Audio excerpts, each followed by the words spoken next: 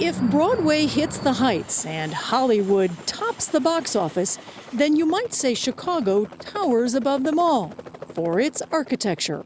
If you go up about 15 stories, there's an outcropping, kind of a shoulder. It's a little larger. It's considered the birthplace of the modern skyscraper, and the city has made architecture one of its main tourist attractions. When it was completed in 1898, it was called the North American Cold Storage Building. On any given day, dozens of architecture tours wind through the city's waterways and streets. This is 1983, and what I like about the building is every pane of glass, the edge of it is pinched in so it bubbles out a little bit. The buildings are considered works of art, and their designers treated like directors are in Hollywood. This is going to look like a thin champagne-stemmed glass. Do architects get more respect in Chicago than they do in other places? I think so. We don't have movie stars or the film industry. Got Michael Jordan. Yeah, he's pretty famous too. So athletes and architects. Architectural giants like Frank Lloyd Wright, Mies van der Rohe, Helmut Jahn, all contributors to the Chicago cityscape. Jeannie Gang has also made her mark. See that building? The one that looks like waves? That's her design, aptly named Aqua. When I'm like in a taxi or, just coming along and someone points out our building, my building, I'm always taken aback because I think it's ingraining into the collective memory of the city at this point, and it's pretty exciting for me. But this incredible skyline was born out of tragedy, the Great Chicago Fire of 1871. The fire decimated the city's wooden structures, leaving an estimated 300 people dead and more than 3 square miles in ruins. Reconstruction soon followed, a process that would redefine both the city and the country. If you think about the history of New York, it was a Dutch settlement, and Chicago really is the beginning of American city planning. And this year marks another defining note in the city's rich architectural history, the inaugural Chicago Architectural Biennial. They've twisted them. It's a combination of exhibit and think tank devoted entirely to architectural ideas. Sarah Herda is one of its directors. We have over 130 participants from 30 countries on 6 continents. So we really wanted to create a global platform to talk about what's most urgent in architecture today. One topic on the table, affordable housing. And this was built for how much money? $3,500 US. This is bamboo? This is a kind of thatched bamboo. It does have a steel frame, and the idea is that this house could be constructed within a day, and that you would never need more than 2 people to hold any one piece of the building. Which is incredible. Yes. Other exhibits challenge conventional design, like this reinvented office space. What do we do in here? Well, we climb in here. And no matter where you are in this construction, you're never sitting. Why is this something that's considered architecture? Well, it's absolutely about redefining space. So it's creating a new environment for work to replace the office cubicles you are probably more familiar with. And perhaps the most talked about exhibit is a reimagined police station by Jeannie Gang. The design is intended to help build trust between police and citizens, a topic currently on the minds of many in Chicago. We kind of divided the police station into 2 parts, a secure area and a more public zone. Mental health services, for example, a nutritionist, a computer lab, and those are things that we felt could reanimate the police station and make it more of a place that people want to come to. The Architecture Biennial ends this week, but it will return in the fall of 2017 to maintain Chicago's tradition of inventive architectural design.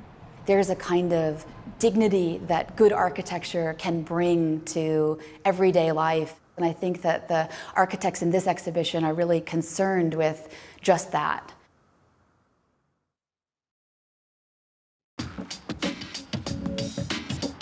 This star-studded opening at New York's Guggenheim Museum in February was a glitzy kickoff for a thought-provoking exhibition, one with a few twists.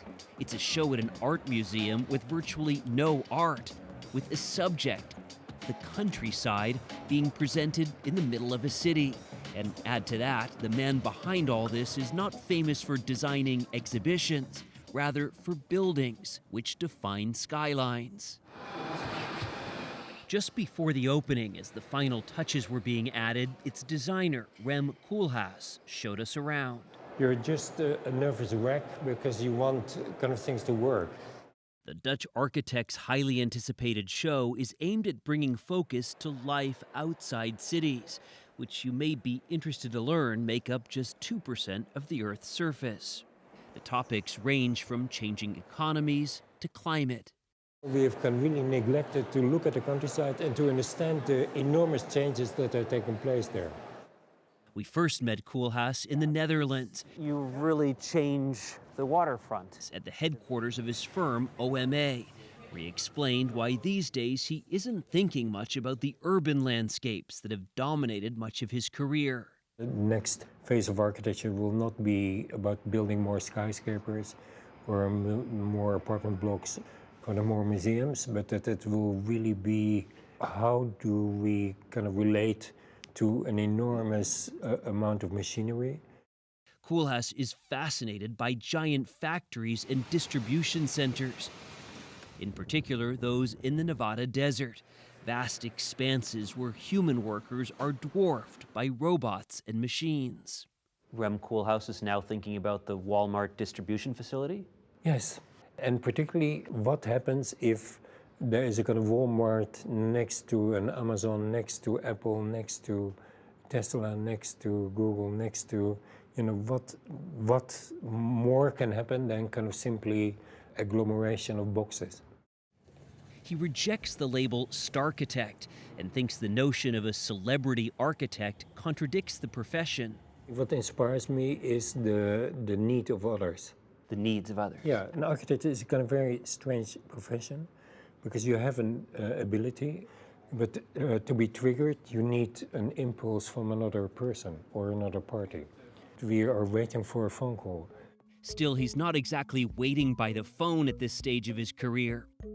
When he received architecture's top honor, the Pritzker Prize in 2000, the committee noted Koolhaas seems so in tune with the future. He certainly put a futuristic mark on Beijing's skyline with his CCTV tower, home to China's central television. But for the dazzle of his work, Koolhaas is content in his humble hometown of Rotterdam, which was destroyed in World War II and colorfully rebuilt. We live in a kind of remarkable, attention-free environment. The people around here don't care that you are who you are, that you've done what you've done? No, absolutely not. And that helps your business? Well, maybe not my business, but it helps me. It's a very sophisticated piece of engineering. The unassuming Koolhaas doesn't need to brag to stand out. His buildings do that for him. You can see it from a great distance, either coming from the north or coming from the south. He knew many would see this one on the Rotterdam waterfront from a passing car. The bridge was a given. So Koolhaas designed it with that in mind. The structure appears to change shape as you drive by. The building sits between projects by fellow design titans, Italian Renzo Piano and Brit Norman Foster, creating a showcase of modern architecture. It becomes an adult. As soon as I'm finished, it's no longer me, but it's the public domain. It becomes an adult, you said? Yeah. Like it's your baby as you're designing it? Yeah, exactly. And then I need to disconnect. And one way he disconnects is by shifting his focus. I find it really incredibly important to learn from fashion. He's designed stores for fashion giant Prada in New York and Beverly Hills, and a museum for the Prada Foundation in Milan. The movement between different fields is really crucial for nourishing. Koolhaas says, unlike architecture, which can be a painfully slow art, settings for fashion shows give him instant gratification. Many of the buildings, the timelines are so long. Then you go to looking at a fashion show where it's all about one evening. 8 minutes. 8 minutes. Yeah, 8 minutes. At his Rotterdam office, he's created an in-house think tank of Harvard students who come to study the questions he seems to constantly have in mind. What's next? What's ahead? How is it to be in an environment where Rem Koolhaas can pop down and look over your shoulder? It's something you're working on. I mean, it's very exciting. You know, at first there's a sort of star power, but Rem is very down to earth. Now at the Guggenheim Museum, the 75-year-old Koolhaas is posing questions to visitors too, says curator Troy Conrad Therian. He's been at the forefront of thinking about cities for 50 years, so he knows how to look at things, turn them upside down, and see them in a way that nobody else can see them, and now he's doing that for a totally different territory. So it's no surprise that as he considers the future, Rem Koolhaas, master of the modern city, finds himself looking back beyond the skyline, toward the countryside.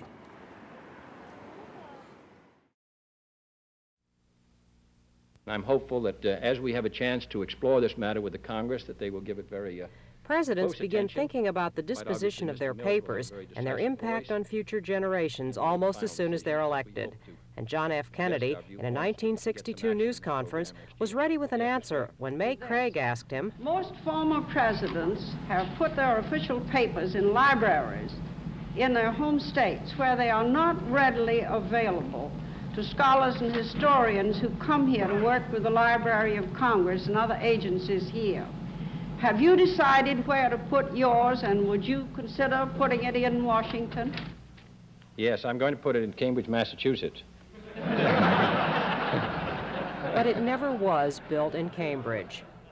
The John F. Kennedy Library, after 15 years of controversy over its location, was finally built on a peninsula at Columbia Point in Dorchester Bay, a part of Boston with a dramatic view of the sea.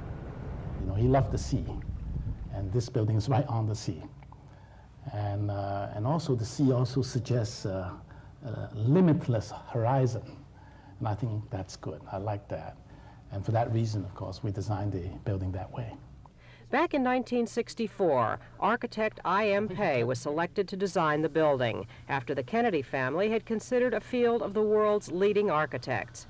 Jacqueline Kennedy Onassis told us she selected Mr. Pei because she felt that, like John F. Kennedy, his best work was yet to come.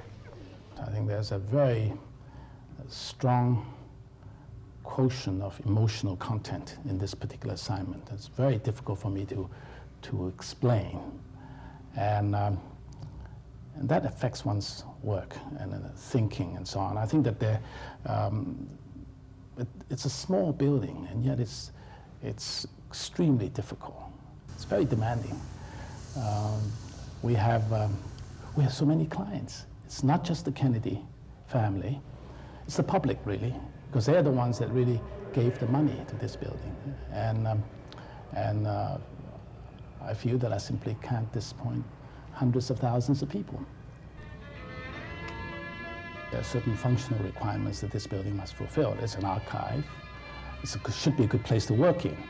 It's a place to store important papers.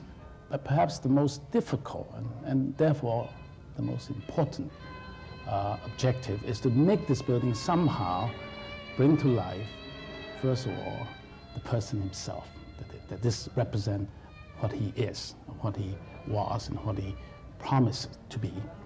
And at the same time, also to do justice to one fact, and that is that this is a presidential library. It's not an ordinary library. And that the office of the presidency must be suitably given suitable expression here as well. We felt then, and we feel still today, that after having seen all that exhibits, then you emerge from that. I think you should see no more. Nothing. Read nothing and be told nothing, and come into a room that just by its sheer space inspire you. You see that lighthouse there? Oh, yes. That's a channel. That's called the President Roads. So, President? Yes, it's on the map. I don't know when, hundreds of years now, they've named it President Road. And it's very appropriate, I think, to face the President Road out to sea. Absolutely. And you have that large flag there, too. That was your idea, wasn't it? That, of course, once again, make people realize the importance of the office of the presidency.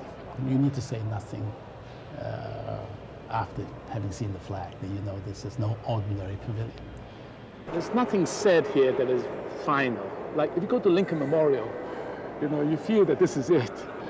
But I think there is a certain sort of uncertainty, tentativeness here in this space.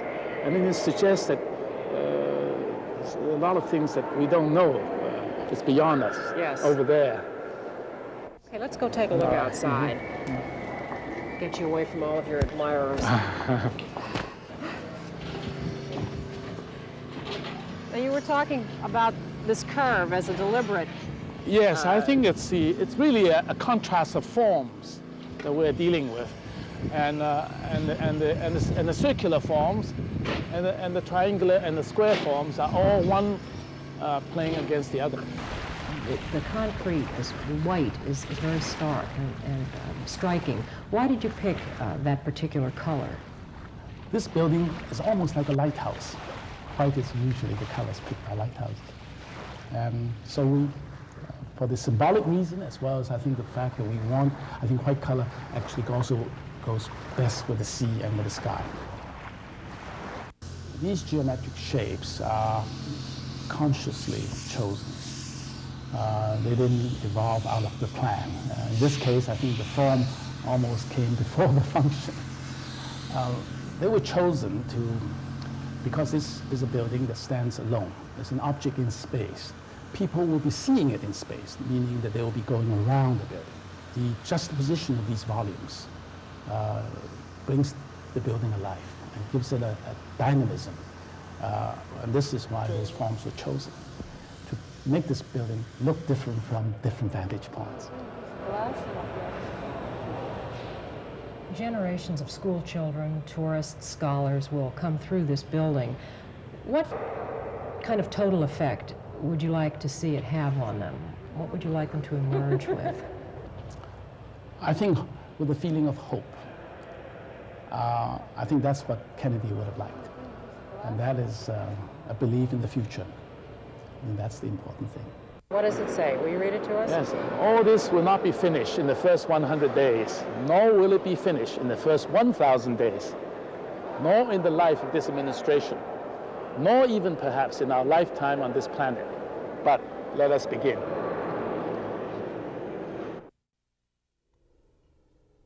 Form follows function, said Louis Sullivan, who designed some of this country's earliest and most remarkable tall buildings. The purpose of a place, in other words, ought to dictate what the place is supposed to look like. Well, what if the purpose of a place is to inspire and to comfort and to touch with awe? What if the purpose of a place is to be a proper abode for faith? How does form follow function then? Anthony Mason takes us now to meet an architect who has considered that question and has proposed some beautiful answers, too.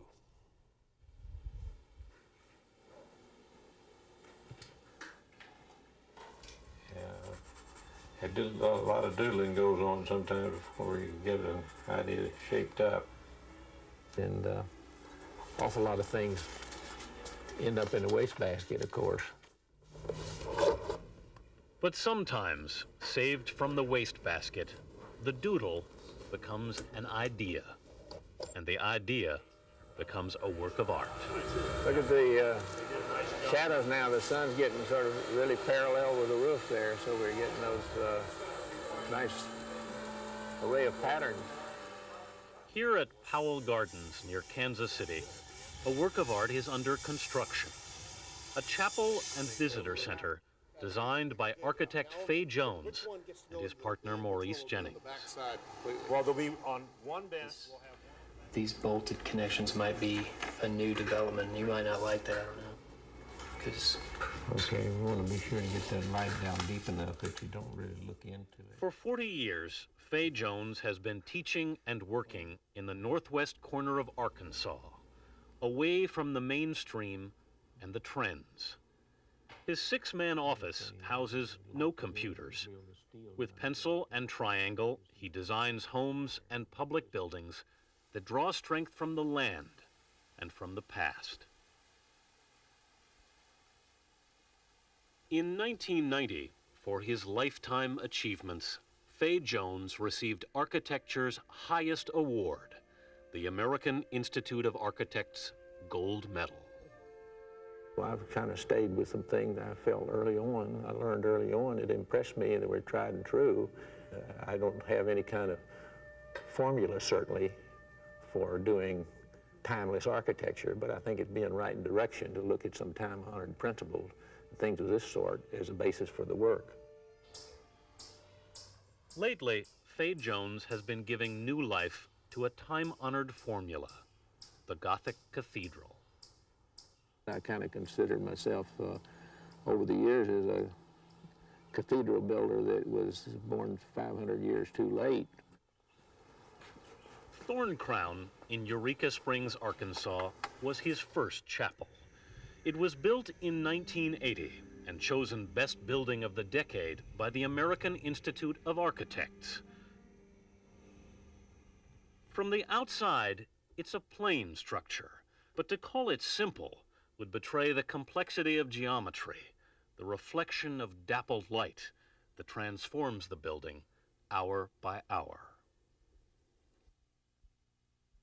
When you walk into Gothic cathedrals, you can't help but look up, and whatever it is, this intangible thing we're trying to connect with seems to be up there, not down here.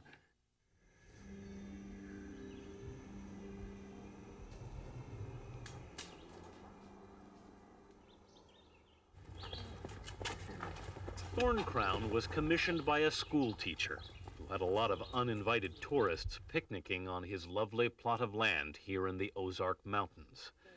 As his widow, Del Reed, tells visitors now, Jim Reed had a vision one day. He said, wouldn't it be great if somehow, way back in our woods, we could build those folks a little glass chapel and give them something uplifting and inspirational to do. Now, passers-by become pilgrims.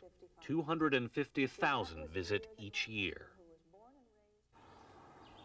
As you can see, it's a lovely place on the hillside and with marvelous trees and foliage.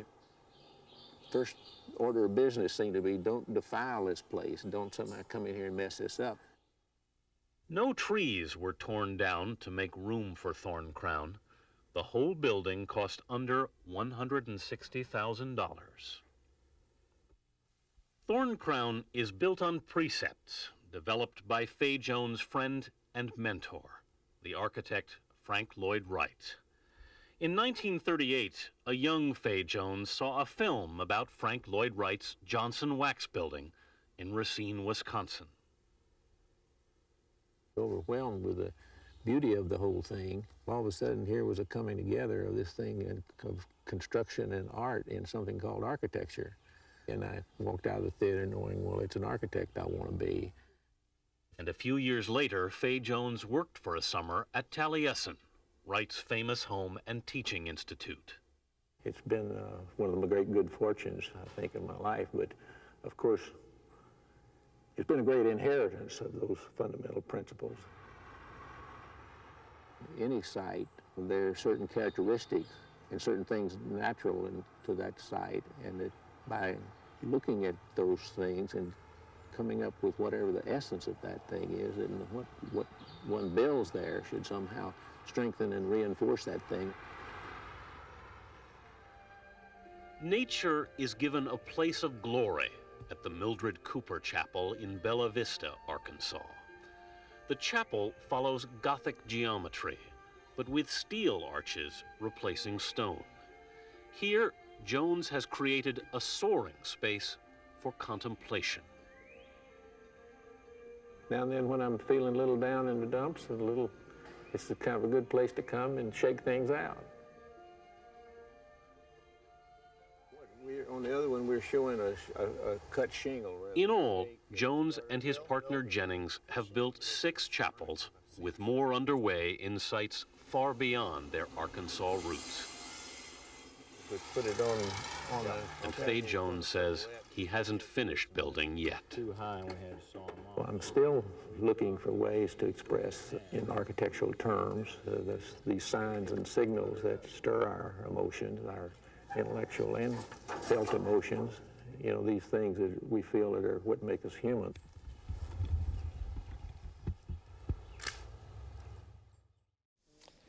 And now, less is more.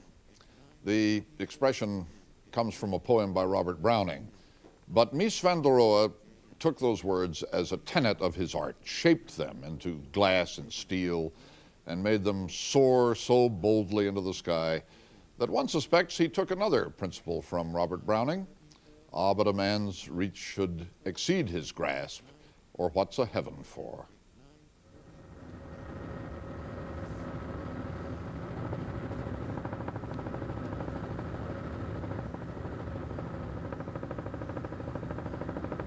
American ingenuity and American audacity built the skyscraper, and the skyscraper shaped the American city.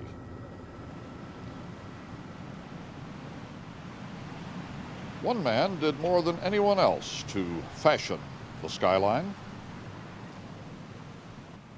Architect Mies van der Rohe.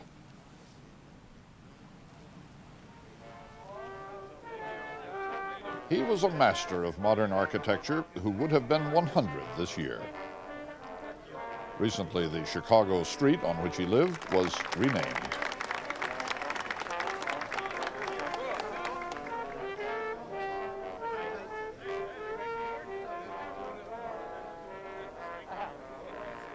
At the Museum of Contemporary Art in Chicago, there is a retrospective of his work.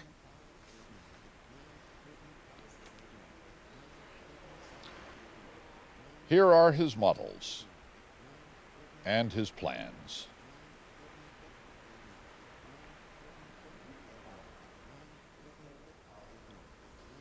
Here is the furniture he designed.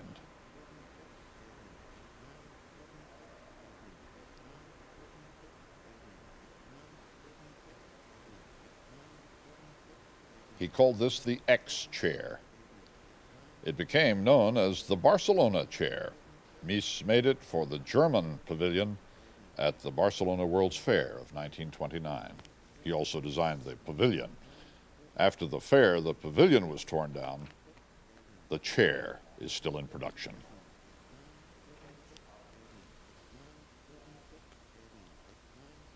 One could perhaps argue that even though quite a few people do not know his name, that he's perhaps the best known artist of our century, or perhaps the most influential artist would be another way of arguing that.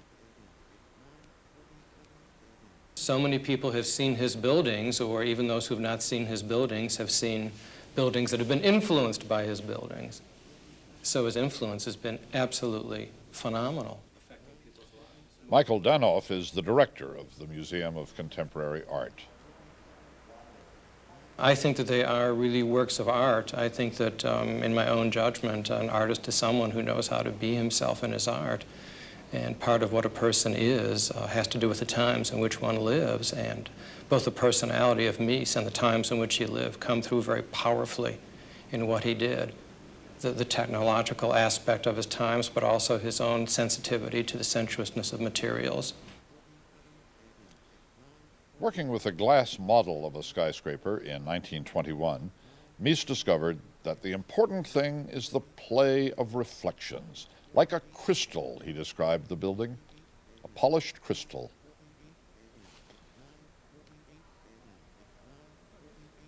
In 1922, he pronounced this concrete office building a house of work, of clarity, of economy, no gingerbread. This is skin and bones construction.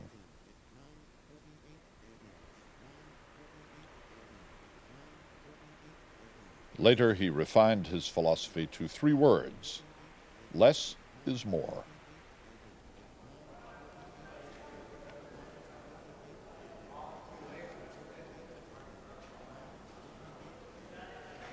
When he said less is more, it simply meant that he wanted to distill the ideas to a simplicity, to a refinement, rather than Dirk Loewen is Mies van der Rohe's grandson. He's an architect too. He worked with his grandfather. In his work, he was interested in concentrating and distilling and simplifying, and that's what he meant by less is more.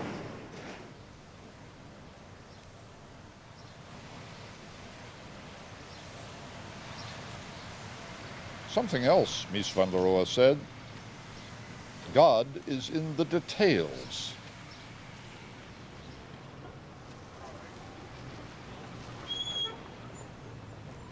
He built or designed major buildings for 30 cities around the world.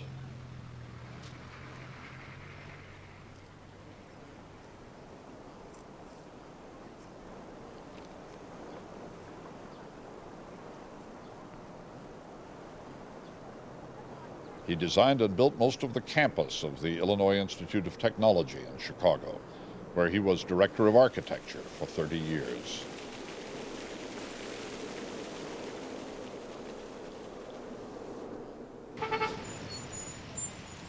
Chicago is where the greatest number of his towers rise, elegant, refined, and compelling. I don't want to be interesting, he said. I want to be good.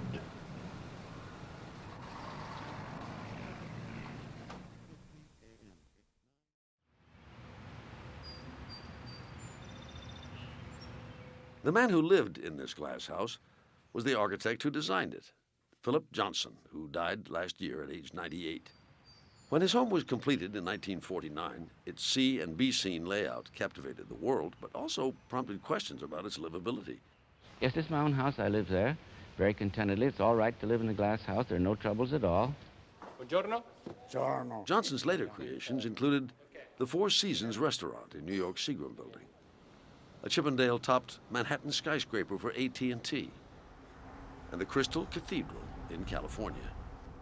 But where many saw boundless creativity, Johnson's critics saw opportunism, and some never forgave his youthful embrace of fascist causes. Although Johnson designed this suburban New York synagogue for free in the 1950s, it was a cloud that followed him the rest of his life. A life led to the end right here at the Glass House, and the 7 other small pavilions he eventually added. Johnson bequeathed it all to the National Trust for Historic Preservation before his death. He also left us this blunt self-assessment. I don't think I'll be remembered like Mies van der Rohe or Frank Gehry. I'll be remembered as a starter-upper of things, a gadfly, a flibberty gibbet, a whore, all those things. But I still accomplished something. As any visitor to the Glass House can clearly see.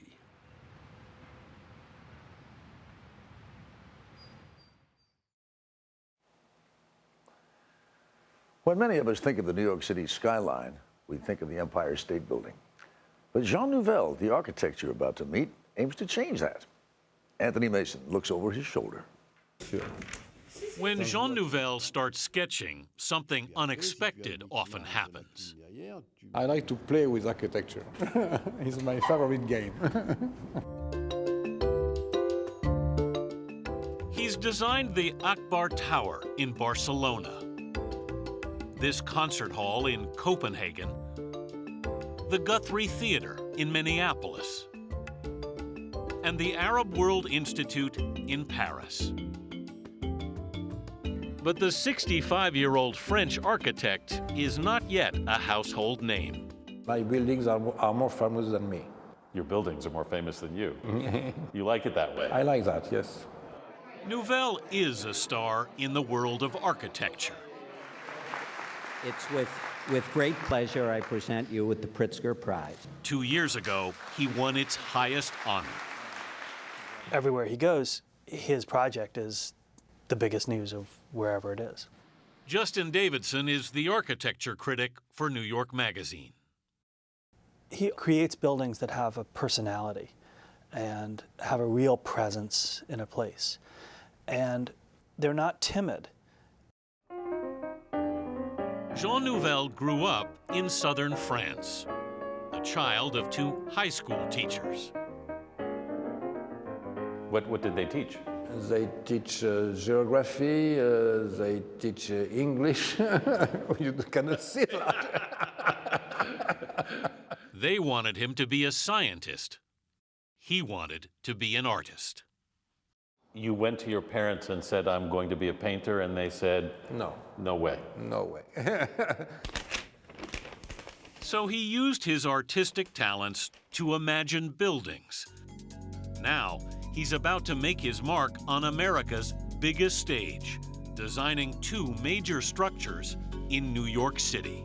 Was it important for you to make a statement in New York?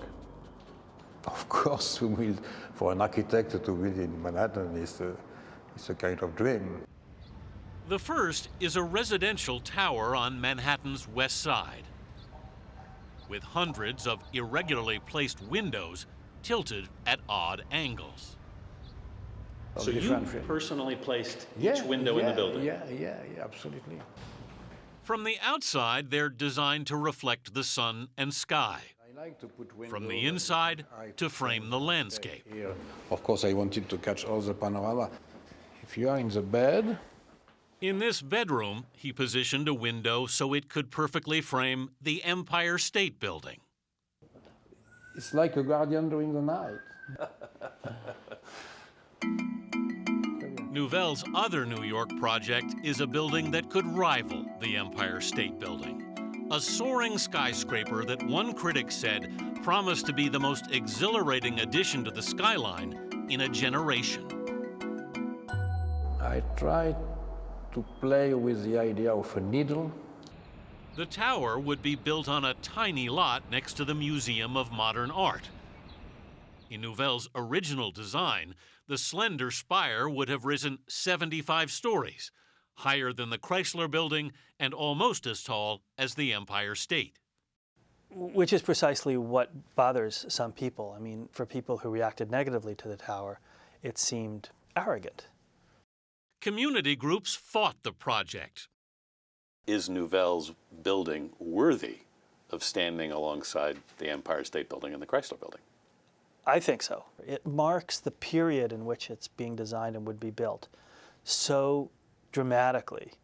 The city council finally gave the go-ahead to build, but only if Nouvel chops 200 feet off the top. You made a gesture like this. Did you feel that? Did you feel that cut off your head? It's very French to cut the head. So at his Paris studio, Nouvel has gone back to the drawing board, working on a redesign, while his residential tower opened this summer. Do you like how it looks now? Yeah, I like that. Yes, it's exactly what we wanted.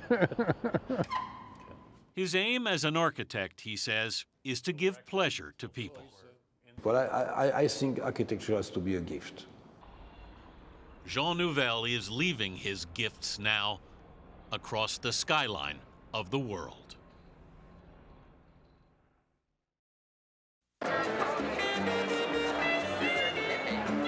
What is it? It's architectural sculpture from one of the hottest architects in the world.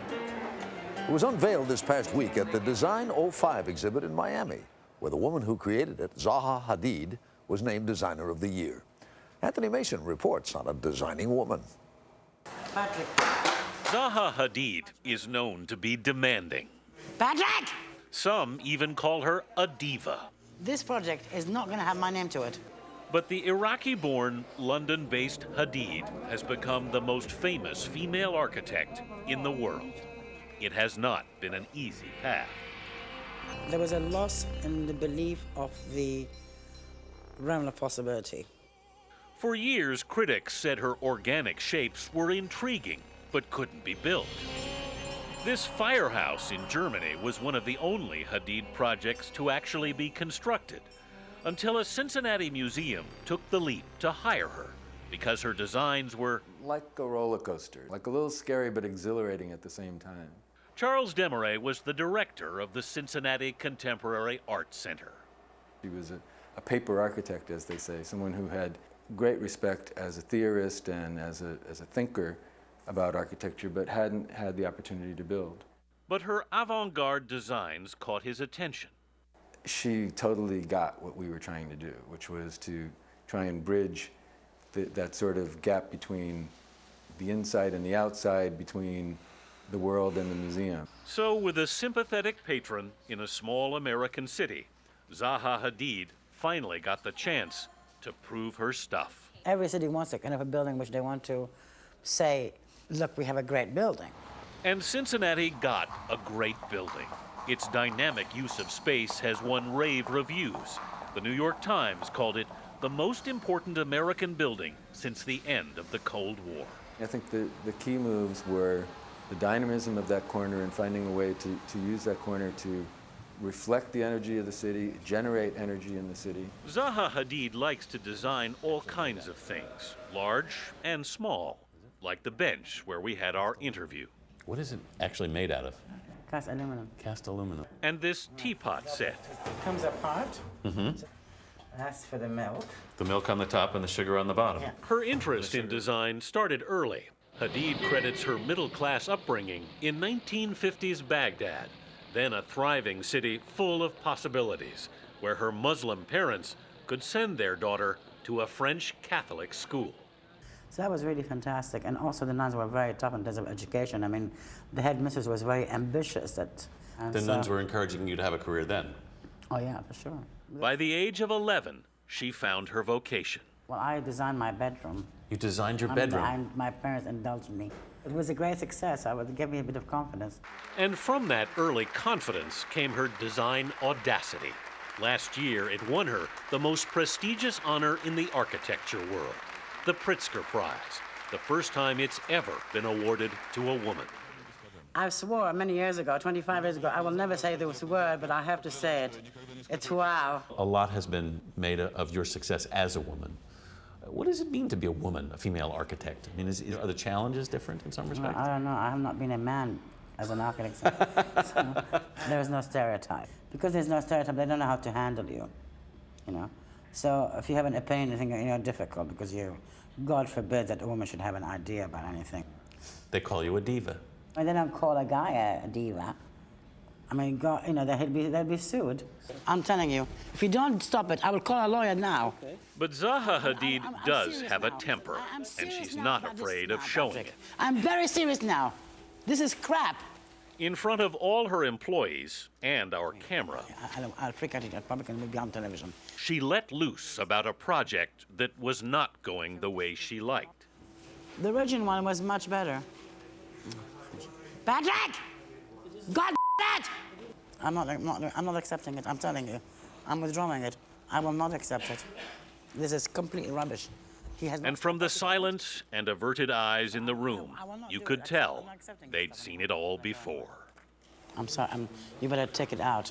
You've got a lot going on. How do you keep on top of all this? Well, you saw me earlier. I mean, a fit. A fit? Is that what that was? This might be very painful for everybody, but it's very important that we actually don't say, oh, everything we do is amazing, you know? So you have to be tough on people. Well, on myself as well. I mean, you have to be, you know, say, this is really the best thing we can do at this particular point. Is it right? Is it? So there's constant kind of really critique and questioning amongst ourselves. Hadid is now building an extraordinary number of projects. In just a few years, her London office has expanded from 10 to over 70 employees. And the call for projects is pouring in from around the world. And the idea here was what exactly? These drug boys become the structure.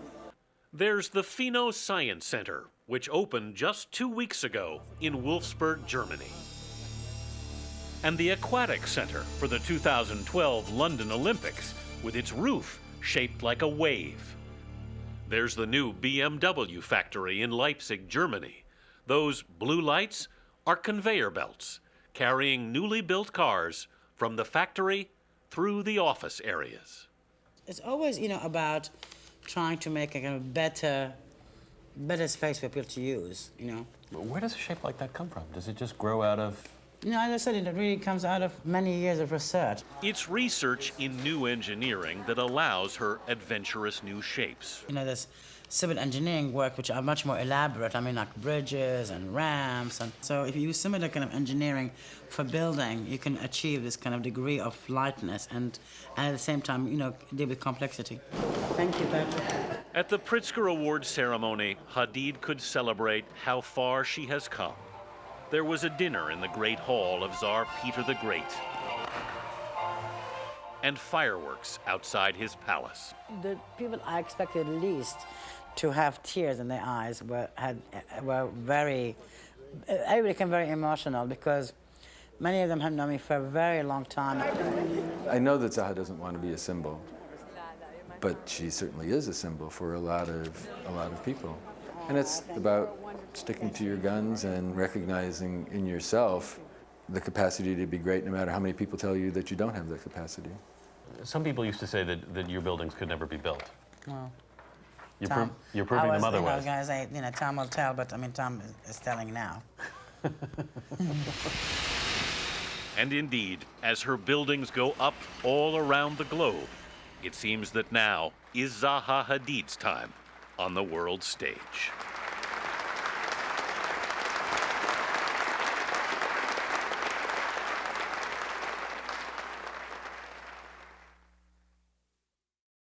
We build top to down. So you built this from the top to the bottom? Yes.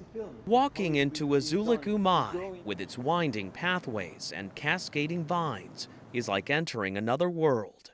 But the point, says Eduardo Neira, is to feel more connected to ours.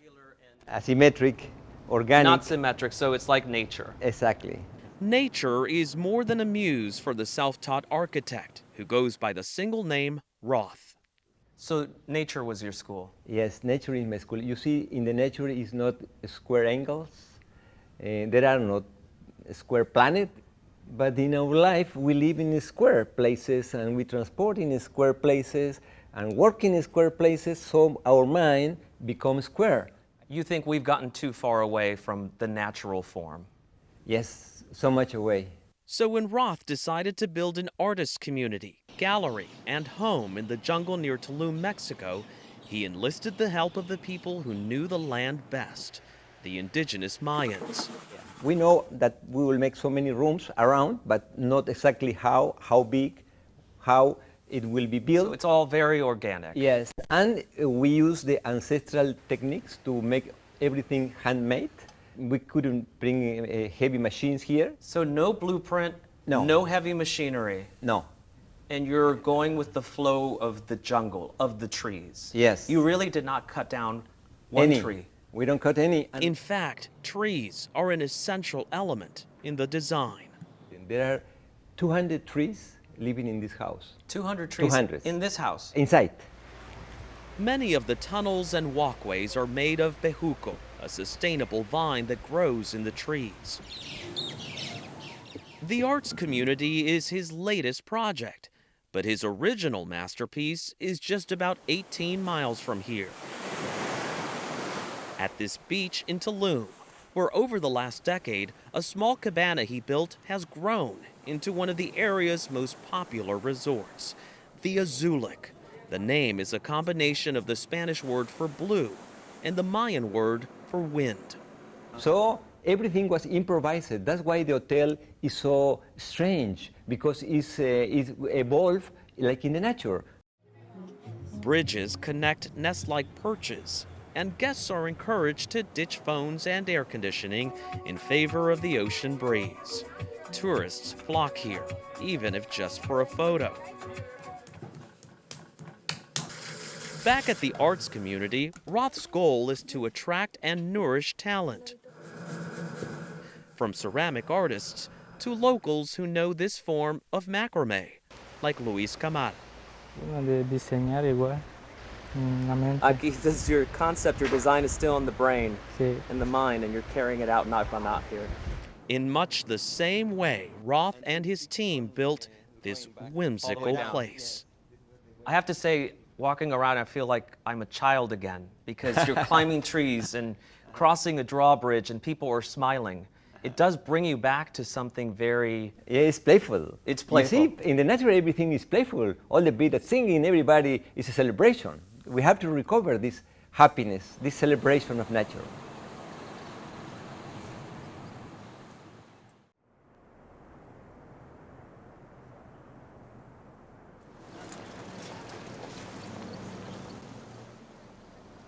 Tucked away among the tall buildings of Chicago are several definitive works of American architecture. They are the works of Louis Sullivan, whose ornamental style began shaping the Chicago skyline a century ago.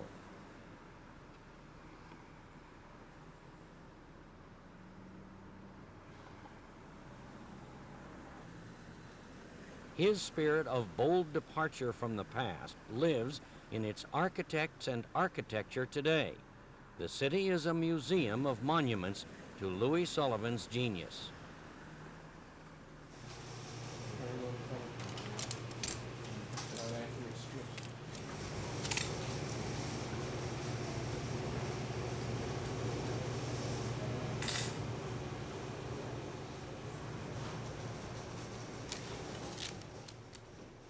Last year, a number of expert craftsmen began constructing models of many of Sullivan's buildings. The models are included in an exhibit at the Chicago Historical Society.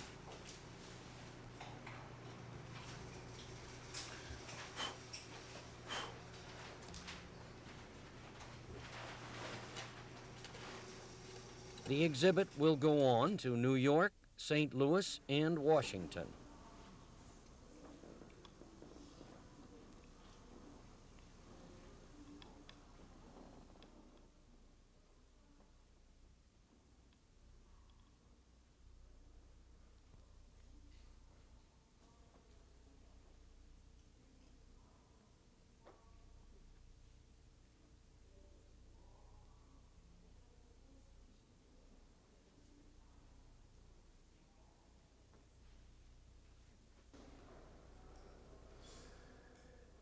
What made him so important was that he tried to introduce a new language, a new style in architecture.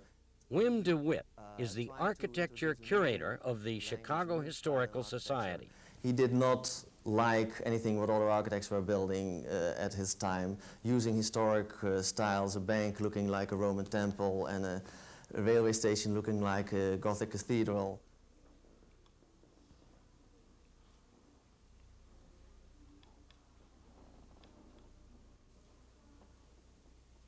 Certainly the idea of ornament is no longer the no-no, no longer the vice that it once was. Paul Goldberger is the architecture critic of the New York Times. And what we really are excited about with Sullivan is the ornament, is that richness of decoration, that flowing sense of ornament just coming right out of structure. That seems to speak to us very much today. The Carson Peary Scott department store in downtown Chicago, designed at the turn of the century, reflects Sullivan's genius.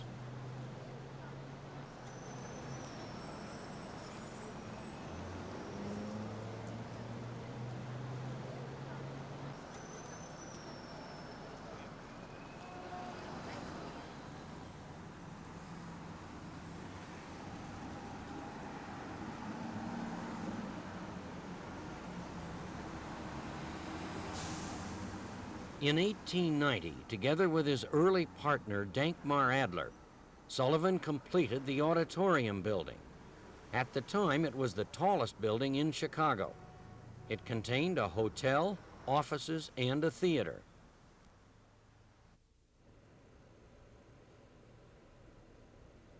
The acoustics of the theater are considered outstanding even today.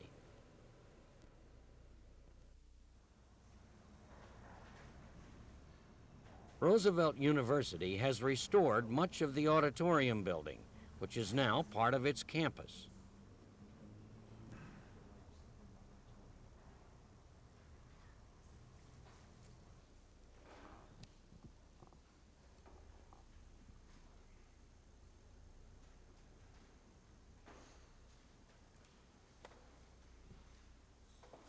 the idea of height, the idea of expressing height, and of thinking through the tall building as a fundamentally new kind of architecture really began, or its maturity began with Sullivan.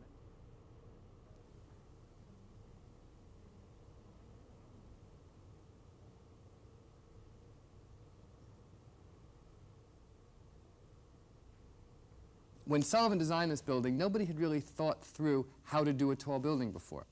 The technology was just beginning, and those architects who did the first tall buildings based on steel frames and elevators, which made it possible to go high, they just kind of piled 3 or 4 story buildings on top of each other. They'd kind of do 3 of them, because they didn't know what else to do. Sullivan had the first and the clearest sense that the building needed a base, a bottom, a middle, and a top, and that they should express different things and they should work together to make a really unified whole that was different from a little building. In the 1970s, one of Sullivan's most famous buildings, the Chicago Stock Exchange, was torn down, but admirers saved some of his works.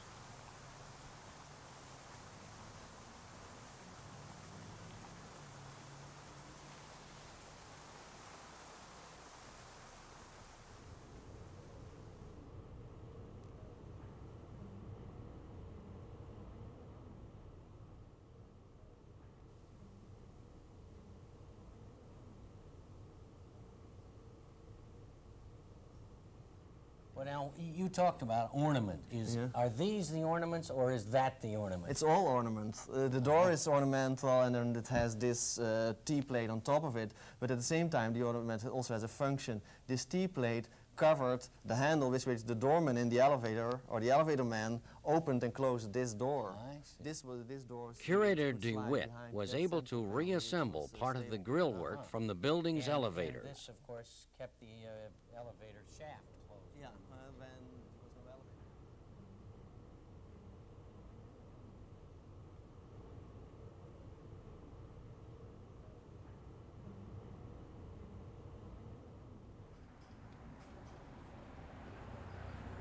You do never experience the space as one wall here, one wall there, a wall there, and a wall there, because what Sullivan did was he made it into a unity by putting all that ornament on top of that huge beam, and actually you still can't see how the beam, there's a little bit of sagging, and when I look at it now. In 1891, Sullivan designed a synagogue, which much later was sold to the Pilgrim Baptist congregation. And what he does is very special is here, that arch above what's now the altar. You know that that's the most important part of the space. That's where your attention goes to. The Holy Trinity Orthodox Cathedral was finished in 1903.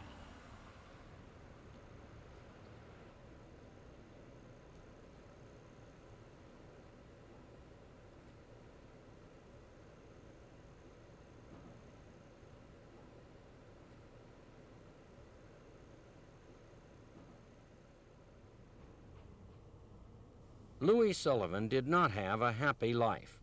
His wife divorced him, and his greatest student, Frank Lloyd Wright, broke away from him with a bitterness that was not healed until shortly before Sullivan's death in 1924. In his last years, Sullivan had few commissions, but they led to some of his best works. Some Midwestern banker had heard about Sullivan, admired him, and found him in near obscurity, asked him to do a small bank, and that led to other commissions, and Sullivan eventually did a series for different banks.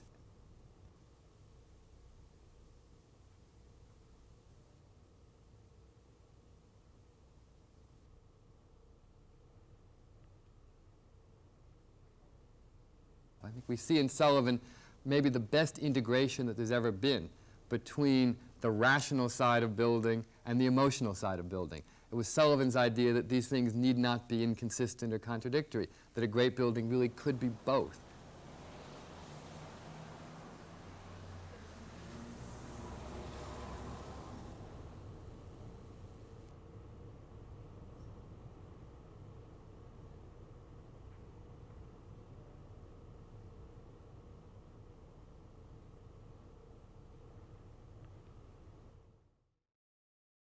He designed some of the most beautiful homes in California at a time when race dictated where he could build a home of his own.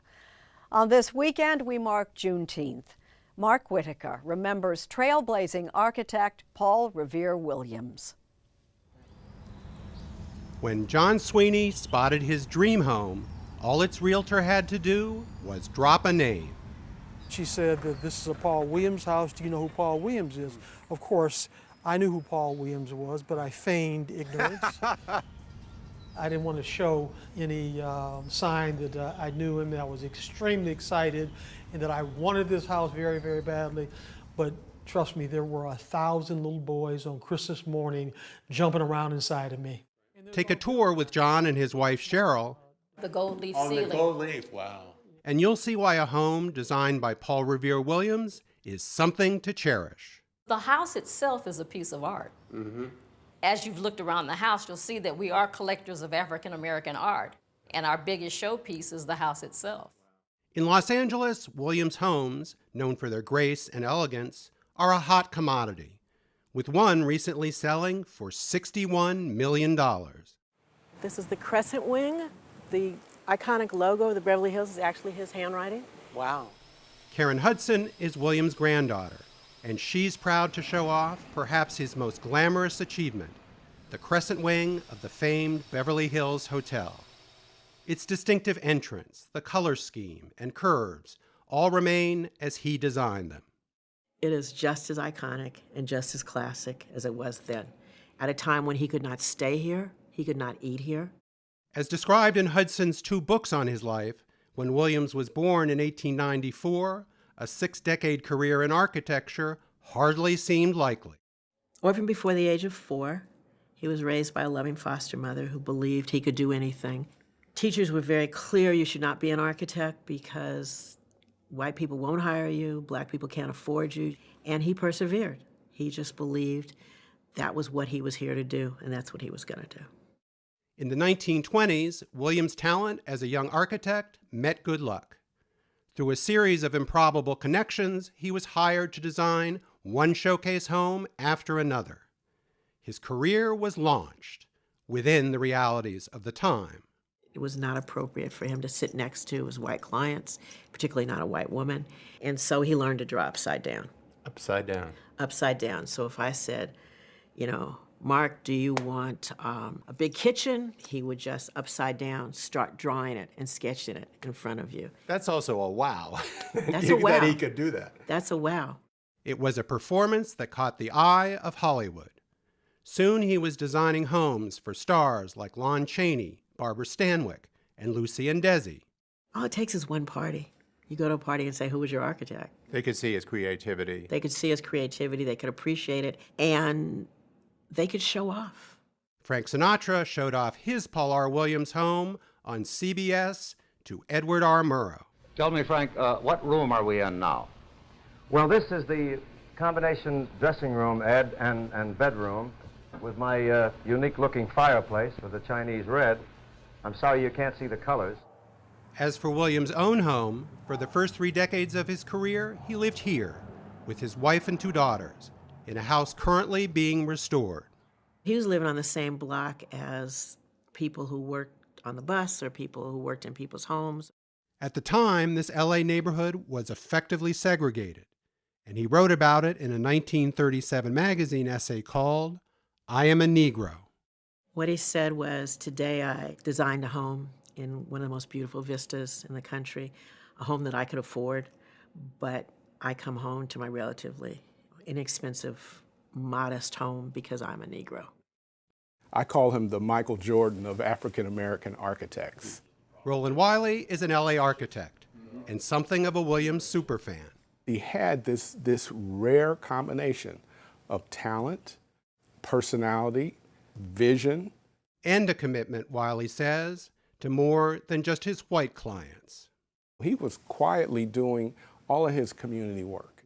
He was quietly helping to build banks. He was very much interested in uplifting our race of African Americans. Didn't he also design affordable housing? He designed small houses, affordable houses. In all, Williams, who died in 1980, designed some 3,000 buildings, and he was the first black member of the American Institute of Architects. Today, African American membership hovers at just 2%.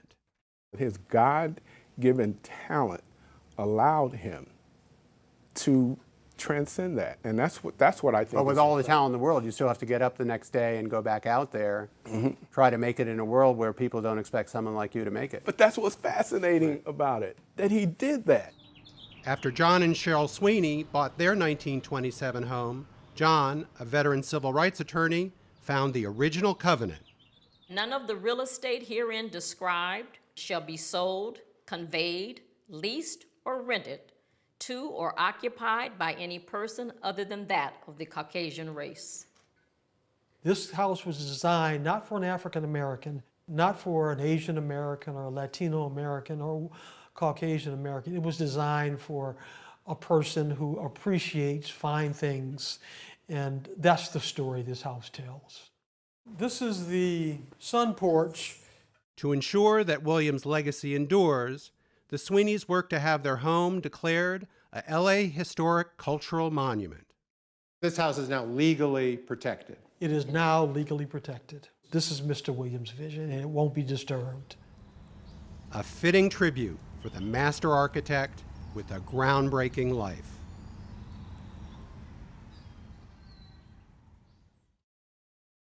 Famed architect Frank Lloyd Wright designed more than 1,000 structures in his lifetime. Only about half were built, and all these decades later, those that were sometimes face an uncertain future. Lee Cowan introduces us to a couple saving Wright's legacy, one house at a time. This was the front door. This empty clearing, about 20 miles west of Duluth, Minnesota, used to be Peter and Julian McKinney's living room. But this was the edge of the house then, right? They lost it, not to a fire, or a storm, or foreclosure, but to progress. The first few days were a little tough, watching your home be taken apart. What was it like for you? I went back once. There was a bulldozer in the kitchen. They had tried to sell it for a decade. No takers. The pine trees did their best to hide the strip mall and the Walmart that had sprouted up across the street. But they couldn't hide the reality. The peace and quiet of the land had gone. I think Frank Lloyd Wright always said when you found the perfect land, go 10 miles further.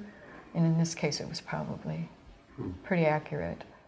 Yep, she said Frank Lloyd Wright, the architect everybody knows.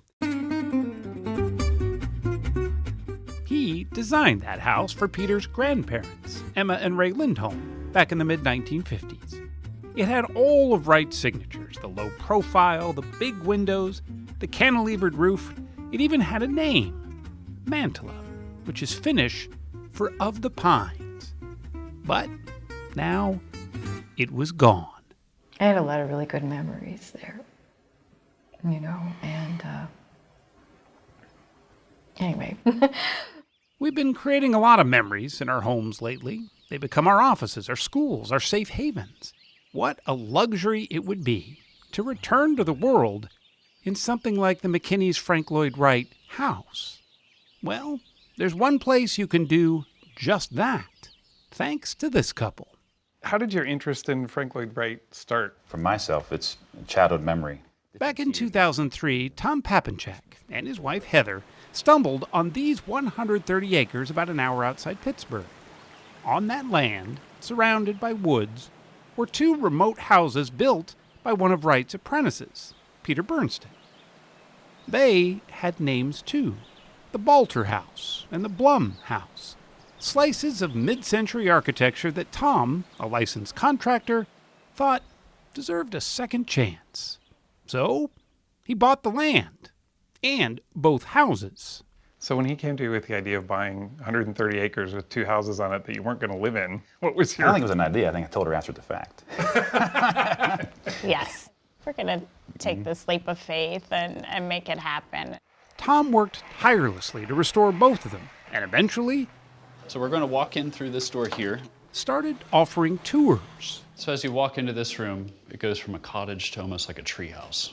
It went so well, it gave Tom another idea. You have can lights going through this entire. If people would come all the way out here just to look at a home inspired by Frank Lloyd Wright, maybe they'd want to spend the night in one too. Our first overnight guests were from Tel Aviv. Wow. And we're from a very small coal mining town. So to meet people from so far away was really amazing. Now, it's no frills. There's no spa, no workout room, no valet parking. It's just a step back in time. In a place Heather and Tom called Polymath Park. Polymath meaning a person of encyclopedic learning.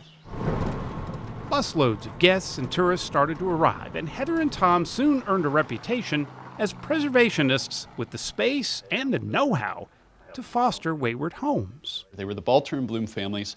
They were Pittsburgh industry. And soon, another one came up for adoption. It was this one in Lisle, Illinois, called the Duncan House. And it was actually designed by Frank Lloyd Wright himself.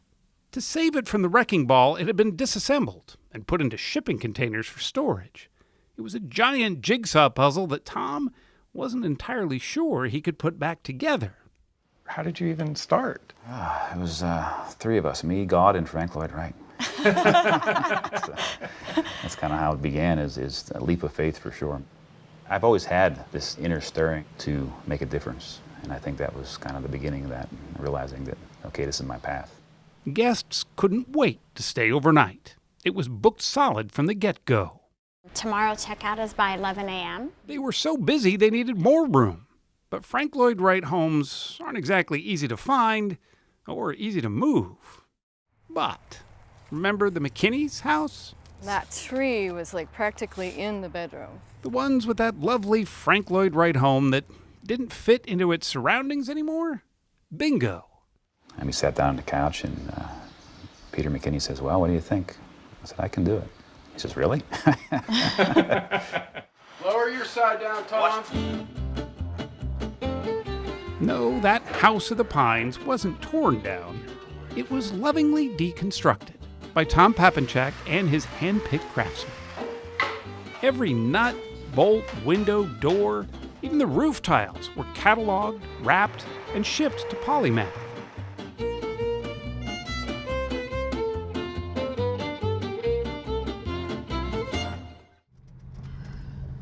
It would be 3 long years before Peter and Julian McKinney would see their old house again. But this was that day.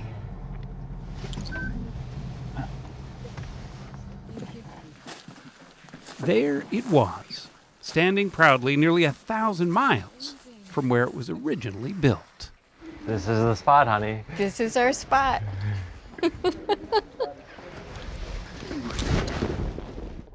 You approve? Very much so. Oh my goodness. Hard to describe. It's almost like we've never left. It just feels like home immediately. Hi, house, I'm back in Pennsylvania. The last time I left the house before the deconstruction, I just stood in the hall and I put my hand in and I said, goodbye, house, I'm going to see you in Pennsylvania. And so that was something I really wanted to do when we got to Pennsylvania. You kept your promise. I did, yeah, and that was one of those moments where you're like, can't believe we did this. The fact that strangers will soon be spending the night in their old home doesn't bother them at all. In fact, that's what they hoped for, especially after reactions like this. Oh my God, coming to stay in a Frank Lloyd Wright house? That's like a dream come true. And a dream of a Pennsylvania couple who found a way to share their love of architecture with those who might never get a chance to experience a Frank Lloyd Wright home as a resident and not just a passing tourist. Most gratifying to me is reading the guest book. Read their quick paragraph of how it moved them or inspired them in some way. Because they get that privilege to live in one for 24 hours. Exactly. And they get to see the sun setting and the sun rising. See the light in all the ways that Wright intended. These few quiet acres at Polymath Park may be just what the doctor ordered.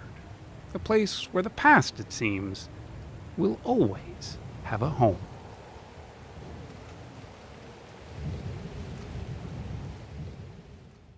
Connor Knighton is on the trail through our national parks once again, but sometimes the natural beauty isn't all there is to appreciate. Sometimes the parkitecture, as it's called, is just as moving, even in the Grand Canyon.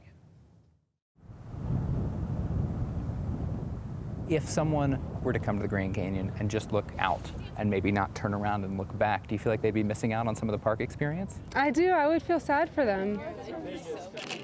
Most of the 5.5 million visitors who pass through Grand Canyon National Park each year come for the views.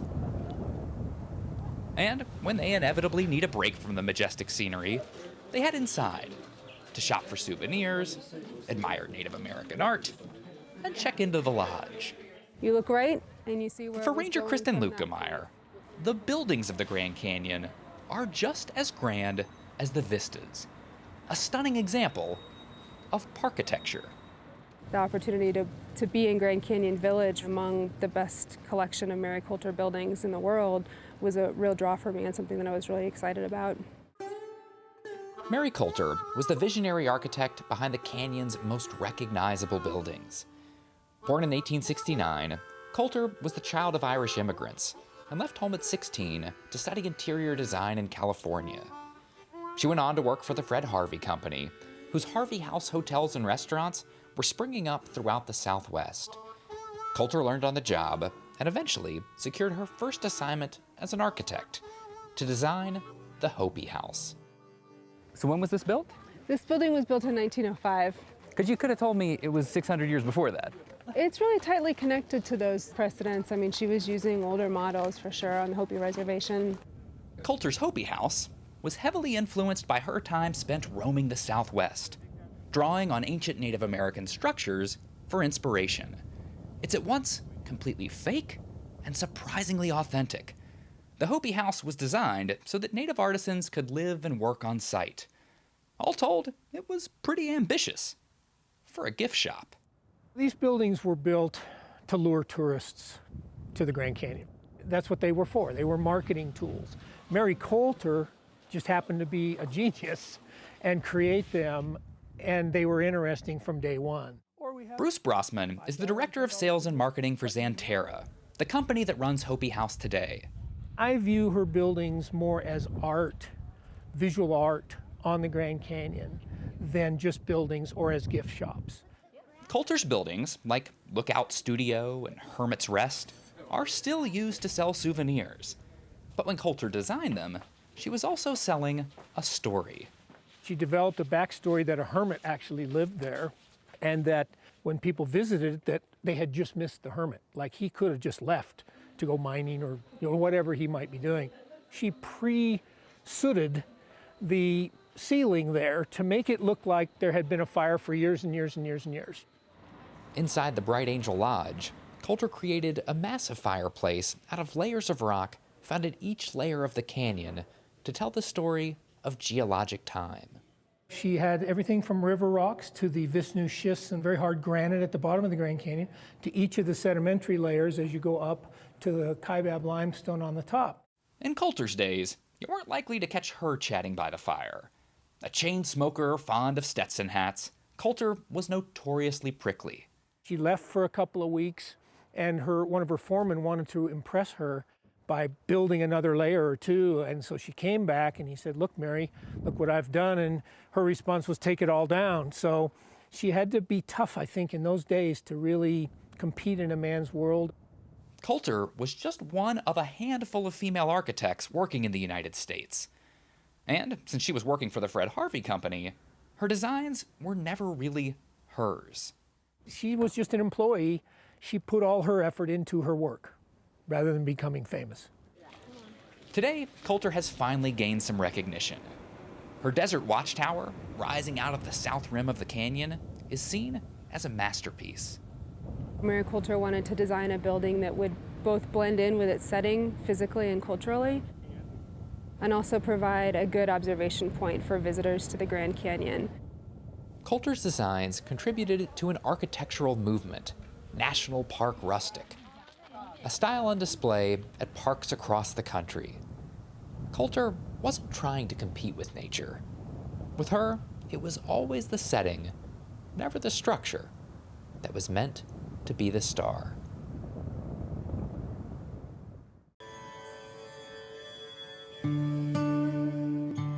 The man in the pool is architect Moshe Safdie, a man of the world at the top of the world.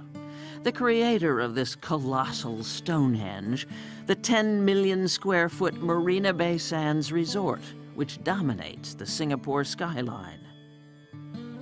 57 stories up, 650 feet off the ground, there is a park and the pool that seems to spill right over the edge. You know, we didn't know what it would be like to be on the 57th floor. Would it be too windy? How would it feel? Would you feel vertigo? He's building or has completed 85 projects across 5 continents. Museums, colleges, apartment complexes, libraries, government buildings, airports, an entire town. Global Citizen is the name of a recent exhibition of his work at the Skirball Cultural Center in Los Angeles, which he designed.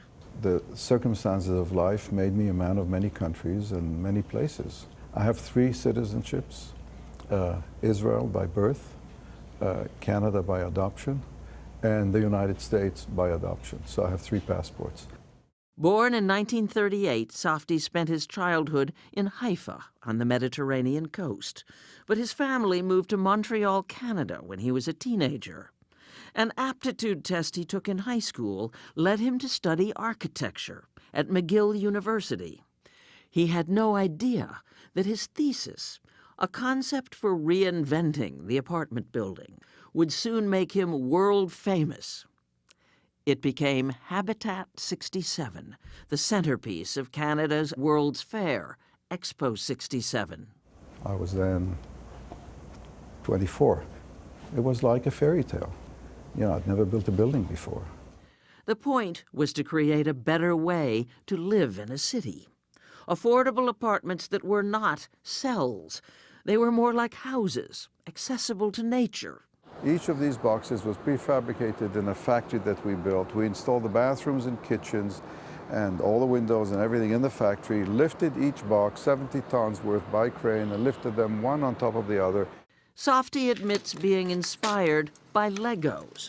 Each apartment, which is made up of 2 or 3 or 4 of these boxes, has 1 or 2 roof terraces, one above the other all the way up. 50 million fairgoers saw Habitat. It became an international sensation. So did Moshe Safdie. Suddenly there were plans for habitats in New York City, Jerusalem, in Puerto Rico. But none of them ever got built. A huge disappointment for Safdie. Was it ahead of its time then, and is it ahead of its time now? I often say it's an idea whose time is yet to come. Even now I say that. Because? Because I think it will proliferate.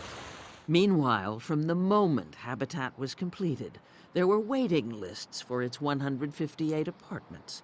There still are. It's really pretty. Pia Teichmann moved in with her family in 1973. It's a house, and yet it's an apartment. I can walk away, no snow cleaning, no upkeep on the outside. Moshe Safdie has moved on, but has taken with him many of the ideas he explored here.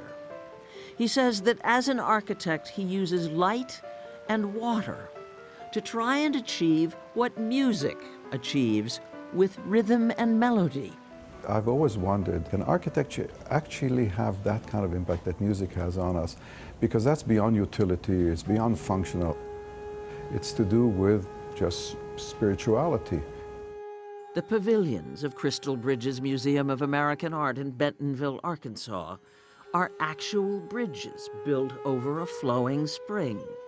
At Yad Vashem, Israel's Holocaust Memorial and Museum in Jerusalem, Safdie built through a mountain. I felt that the story of the Holocaust is so horrific that it cannot be a building that feels like a building. So I started thinking underground. Introspective. Yes, completely. You go deep into the earth and then you emerge to light at the other side of the mountain. And that was controversial because people said, overly optimistic, why are you doing that? Why so expressive? And my point was life prevailed. The nature of his commissions often requires turning symbolism into structure. I wanted a building drenched with daylight, and that's true about many of my buildings, but here it had symbolic value because light penetrating the building has something to do with peace for me. You know, it has something to do with transparency. The United States Institute of Peace in Washington, D.C. is meant to suggest the flight of a dove. Is it important to you to do good with architecture?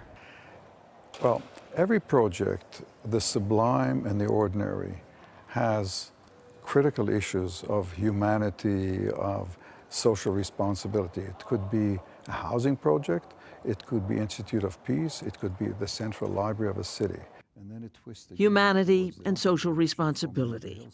Why Moshe Safdie is still refining, rethinking, revisiting Habitat 67.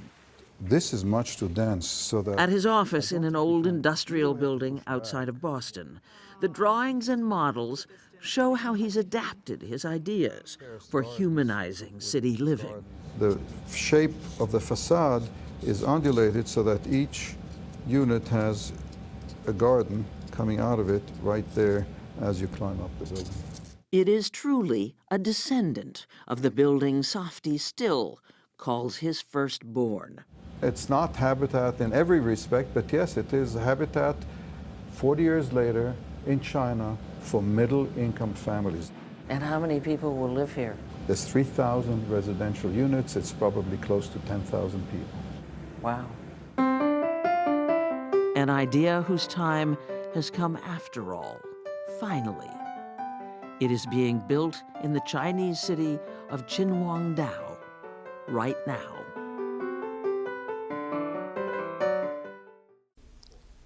In old King Arthur's court, the bard, the singer of songs, the poet, the worshipper of nature in her wildest solitude, was named Taliesin, and America's bard of brick and wood and stone, the architect Frank Lloyd Wright, chose Taliesin as the name of his Arizona home.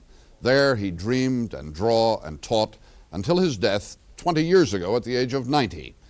At Taliesin, the dreaming and drawing and teaching still go on. Tomorrow is Frank Lloyd Wright's birthday, and Steve Young has sent us an idyll about architecture's once and future king. It may not look like much, but this is the mecca of American architecture.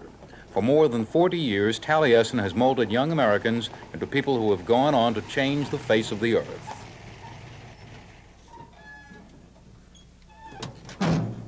Where's the site? It's right here. They have much to learn about architecture at Taliesin West, but even more to absorb on the surrounding terrain of the great Maricopa Mesa outside Scottsdale, Arizona, about architecture, nature, and life. Thing weighs a ton. We always tell them, warn them, that life is very full of hardship here, and we believe in hardship, as we are the example of it. Okay, we can probably roll. All right, get that other one under there, Jim. Ready? Let me get under there. Mrs. Frank Lloyd Wright, who 20 years after her husband's death continues the work he nurtured at Taliesin West. Every one of our young men knows, wherever he is, how to live. As she so often said, you drop one of our boys on an uninhabited island, he'll make a cultural life for himself. He will know how to get the material, he will know how to build, he will know how to do things. I believe that hard life does something to people, makes them stronger in character and endurance, in pursuing, not letting down. I know. There we got it. Careful. There's the cornerstone. That's the cornerstone. We're gonna get the cornerstone down there. We gotta roll it, I guess. All right. Ready?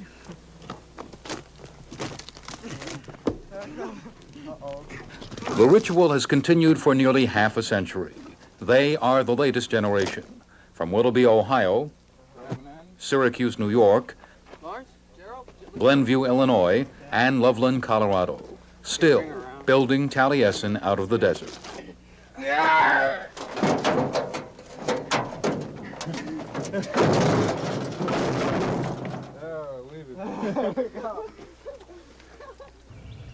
The Encyclopedia Britannica says it flat out. Frank Lloyd Wright was the most abundantly creative genius of American architecture. Now, the Lincoln Memorial is not an indication of culture. It's an indication of the lack of it. The old Capitol is not an indication of culture, although I'm in favor of preserving these old mistakes, these old evidences of the old life, in order that the new life may shine the brighter. Yes, sir. And so forth. You know the story. He was a genius, but also the most controversial American architect, partly because Wright was a visionary who put on paper ideas for living that were decades ahead of the times. One of his most famous buildings, the Guggenheim Museum in New York, seemed startling when it opened after Wright's death in 1959. Wright conceived it in 1943. It was, in a sense, the reverse of a planetarium with a car ramp designed but never built at Sugarloaf Mountain, Maryland. When did he conceive this? This is 1923. But you see, dates don't mean very much, do they? The measure of the man is what he built and what he dreamed, the thousands of drawings that remain behind. No one knows them better than Wright's archivist, Bruce Pfeiffer. This is a building of 528 stories, each 1/10 feet, which makes it an even mile high. But the idea of the building was to have an office building in an urban area that by putting as much square space, as much to say office space in one tall shaft, could free the ground beneath it for a park, rather than the clustered fingers that you see, say, is in Manhattan, or Chicago, or Los Angeles. In these drawings of Mr. F are ideas for an entire American culture, which I think can go on for hundreds of years.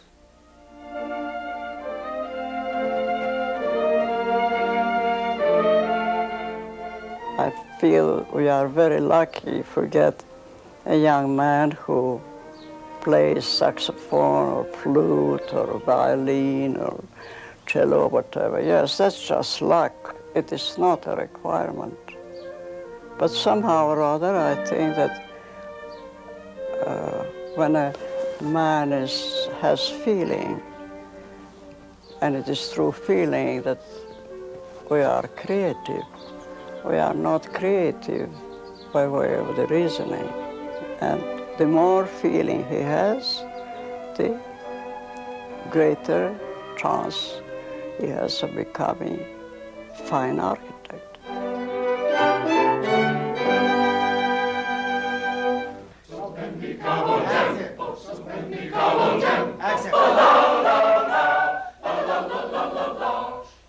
We are strictly and primarily architects, which has all these branches, correlation, of music, of singing, sculpture, or what they are all related to work. And you must get it, Mr. Wright used to say, you must get it always into your hands, and you know what this material feels like. Those who live here try to keep their lifestyle as Wright defined it long ago, close to the stark, magnetic, abstract desert beauty. Most members of the fellowship live here in tents. There is still one out there used occasionally by Wright's widow. That cloth that caresses you when the wind blows, and you are right in nature, and you are right in a whole universe, and you are right there as center of it. If they make it, students spend 8 years here. The space available for drawing tables sets a limit. Only a few new students are admitted each year. Candidates are accepted only after Mrs. Wright decides they belong. It is hard. The man is nervous. His hands are ice. I tried to relax him. Just in a moment, in a glimpse, or a boy here, I asked him, do you believe in God? Do you believe in some supreme intelligence that made this magnificent order we are in the universe? And he turned his head like that and said, I don't know. And I thought he was all right. Do you feel special being here? Yes. Very special. I'm still wondering how I got in. They put aside their protractors and pickaxes in the evenings and dress up for dinner. Also, as part of their life at Taliesin, students sometimes switch from gathering stones to baking scones. So what kind of biscuits are those going to be, Jerry? They're scones. The better to understand how to design kitchens. Wright believed it was important to get a direct appreciation for materials, whether flour and water, or wood, steel, stone, and concrete. Can I get a shovelful over here? Hundreds of students have pitched in using the same techniques. It's impossible to tell where one left off and another began. Well, this ground is much higher here than it is here. Right. The message is always the same. Architecture should be organic, appropriate to nature, to the time, and to the place. Wright's architecture is best appreciated not from the outside as a thing to look at, but from the inside as a dwelling place. Archivist Bruce Pfeiffer lives at Taliesin in a Frank Lloyd Wright house. Glass's natural enemy, Mr. I said, was the sun. And he put the glass at the level where you see from a seated position. Because in the home, that's primarily where you are. You're seated in the home, entertaining or reading or by yourself. So from a seated position, you get the panorama of the desert mountains, much like almost a horizontal screen. And this band follows throughout the whole house. Wherever there is that same situation, you have the same band at the same height. Taliesin is only in part an architectural shrine. It's also an ongoing business. The fellowship designs public buildings as well as private homes. It's also possible to get from the vault an original Frank Lloyd Wright house. Well, and a study. I was thinking possibly 3 rooms in here, one being a second bedroom. We came to rediscover a 20th century genius and learn that 20 years after his death, in a sense, Frank Lloyd Wright is alive, a guiding force to his followers. And they are doing what he would have done, moving ahead on the leading edge of design and technology. They're incorporating in this model house under construction south of Phoenix solar panels to provide heat and hot water and 5 microprocessors. The mini computer will allow the house to respond to its environment, operate lights, provide security. They call it Awatuki, Crow Indian for Shining House of Dreams.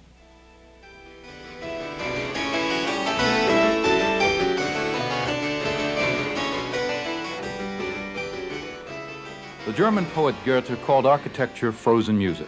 Frank Lloyd Wright also saw comparisons with music. He pointed out that composers had to depend on musicians to give life to their creations, while he depended on carpenters and masons. Both kinds of work were equally difficult, he believed, and equally sublime. He'll be forever remembered. I don't believe that his name will ever be erased from the face of the human race. I don't believe that. I think it will stay there forever. And as the years go on, he'll be the only architect known by the name. The rest will be just brushed aside.